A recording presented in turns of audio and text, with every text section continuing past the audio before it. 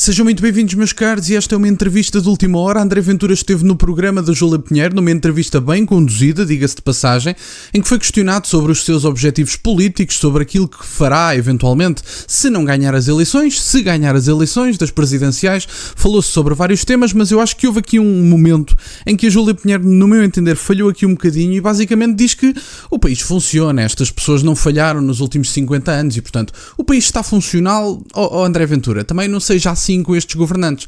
E André Ventura responde, e eu acho que foi aqui o único momento, honestamente, em que Júlia Pinheiro falhou, apesar de todas as discordâncias, que tem todo o direito de ter, é uma mulher livre e ainda bem que pode discordar, só no Partido Comunista é que se vota de braço no ar e não se pode discordar, e portanto, vamos ouvir aqui a resposta de André Ventura e também esta pergunta e também resposta de Júlia Pinheiro, em que ela não esteve aqui tão bem. Mas enfim, vamos ouvir este certo que eu acho que vale a pena.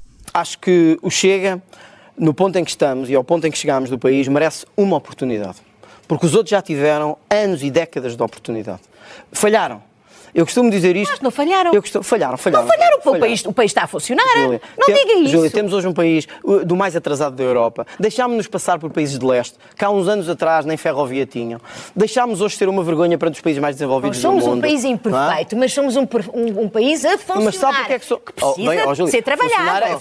Não pode dizer que em 50 anos nada foi feito. O que é funcionar? É ter um presidente, um governo e um parlamento. Isso pode ser funcionar. Ainda bem que me perguntas. Para mim não é... Então, e como é que mas deixa-me só terminar. Cabe lá que eu quero saber se estou a falar com o presidente ou se estou a falar com o primeiro-ministro. Nós tivemos um país com 50 anos, nós podíamos ser a Suíça da Europa. Podíamos ser a Suíça da Europa, João.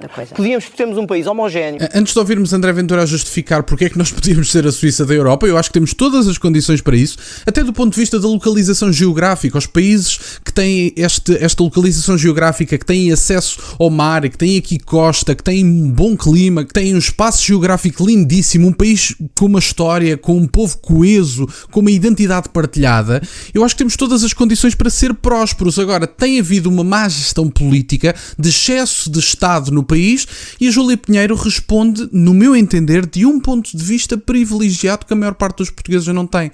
O país está a funcionar, Júlia Pinheiro. Caramba, será mesmo que está a funcionar? Chegamos agora à Páscoa, mais de 10 urgências fechadas, o Serviço Nacional de Saúde funciona para poucos e quando funciona temos que esperar 20 horas para que funcione. O Serviço Nacional de Saúde não funciona. A habitação é impossível de adquirir. Os salários são baixos, o poder de compra é fraco, os combustíveis são dos mais altos da Europa. Júlia Pinheiro, o país funciona? Não. É como André Ventura diz, o país sobrevive. Júlia Pinheiro, eu acho que conduziu uma entrevista muito bem, que eu acho que os jornalistas mais associados à política precisam de pôr os olhos nestas entrevistas. Tanto de Manuel Luís Goxa, que foi muito bem conduzida, como de Júlia Pinheiro, conduziram a entrevista de uma forma impecável. Mas depois tem aqui esta saída, o país funciona, esta gente não falhou. Claro que falharam. Temos Estado na maior parte das empresas a nível nacional, temos uma visão completamente disruptiva daquilo que é um país próspero, achamos que os ricos são para taxar, que os ricos são más pessoas, que a produção de riqueza é uma coisa quase imoral, quando na verdade isso daria condições de vida ao nosso povo que nós merecemos e que deveríamos fazer por elas e, aliás, ter a liberdade para fazer por elas. Mas enfim, vamos ouvir o resto da justificação de André Ventura. Culturalmente, uma população média, em termos europeus, não é nem muito grande, nem muito pequena. Somos um povo trabalhador. E sabe o que é que me custa ver? É os nossos imigrantes que vão para a Suíça, para os Estados Unidos, para a Alemanha e tornam-se empresários de sucesso, pessoas com sucesso, pessoas ricas. Porquê é que não se tornam em Portugal? Porque isto é um país que não é para quem trabalha. Porque isto é um país que nunca foi para ajudar quem investe, quem se esforça. É o país dos coitadinhos, das minorias, de dar tudo a todos. E depois o país não funciona. Portanto, eu discordo da Júlia nisso. Eu não acho que o país funcione. Eu acho que o país sobrevive. Mas deixar-me-nos passar por países como a Roménia, países como a Croácia, para mim, isso é uma dor de alma enorme. O que é que vai acontecer no dia 18, Por isso, no dia 18, eu espero ganhar. Espera ganhar. Mas se não ganhar, fica triste, já me disse. Agora, portanto, não vai usar aquele fato. Que está lá, não está lá no closet da casa, que afinal tem 70 metros quadrados. Mas não é minha... Júlia, já agora só para esclarecer isso. Ontem, de facto, eu cometi um lapso, a casa tem 70 metros e não 30 metros. A casa não é minha, eu não sou proprietário. Por isso é que não sabe a área. Exato, a casa não é mesmo minha, não sou proprietário. Um dia talvez seja. O que acho muito estranho é ver por aí políticos a comprar casas. Eu vivo num T1, com 70 metros quadrados, como disse. A que não é meu, portanto é da minha mulher. E já era antes de conhecerem, portanto já era. O que eu acho estranho, por isso é que eu fui tão crítico ontem, apesar deste erro, fui tão crítico porquê? Porque eu como salário de político, eu também tenho salário de político, não disse é só dos outros, eu também tenho. Acho estranho ver pessoas a comprar casas com 500 metros quadrados, 600 metros quadrados, 800 metros quadrados, a pronto, sem recorrer a crédito, e eu pergunto-me sempre, eu não conseguia fazer isto? Então como é que estes tipos conseguem fazer isto? E, portanto, quando eles não gostam e dizem isto é populismo, não é populismo, é exigência. É exigência, Júlia, é exigência. Bom, meus caros, esta foi uma parte da entrevista que eu acho que merece ser vista. Foi aqui uma entrevista bem humorada, bem conduzida de forma profissional, com confronto, mas sem confronto excessivo. Houve respeito por ambas as partes. Puderam falar, trocar ideias. André Ventura não era interrompido de 10 em 10 segundos. No meu entender, foi uma entrevista bem conduzida. E que eu acho que só falhou mesmo neste caso. E deixar aqui apenas algumas notas para terminar o vídeo. As pessoas com sucesso lá fora, muitas delas são portuguesas. E, aliás, muitas das pessoas que dizem nos dias de hoje que os portugueses não querem fazer determinados trabalhos é porque não têm conhecimento daquilo que os portugueses fazem em países nórdicos, por exemplo. Os portugueses estão a fazer os trabalhos que os imigrantes fazem em Portugal, só que fazem por outros salários. A Júlia não pode dizer que um país que exporta, a Júlia, como se eu a conhecesse de algum lado, mas enfim, a dona Júlia Pinheiro não pode dizer que um país que exporta entre 70 a 80 mil jovens por ano é um país próspero. Se este país não é interessante para os jovens nacionais qualificados, é um país que não é próspero, um país que não promove a criação de riqueza, que acha que os ricos são maus. Aliás, a ideia de taxar os ricos parece ser algo aceitável em Portugal, porque Mariana Mortágua propõe isso e ainda estão no Parlamento. E eu acho que ainda assim são bem capazes de ficar no Parlamento mesmo com este tipo de ideias. E portanto, um país que aceita a presença de um partido comunista que diz que o problema são os grandes grupos económicos, que acha que os salários se aumentam aumentando salários, portanto, é uma questão de boa vontade, não é bem uma questão de mercado, da valorização da profissão, da competitividade das empresas, é uma questão de boa vontade. Portanto, as empresas têm má vontade e por isso pagam maus salários. Portanto, na cabeça de Paulo Raimundo, as empresas na Suíça, na Finlândia, portanto, países nórdicos, têm boa vontade, são simpáticos e, portanto, como são bem dispostos, pagam melhores salários.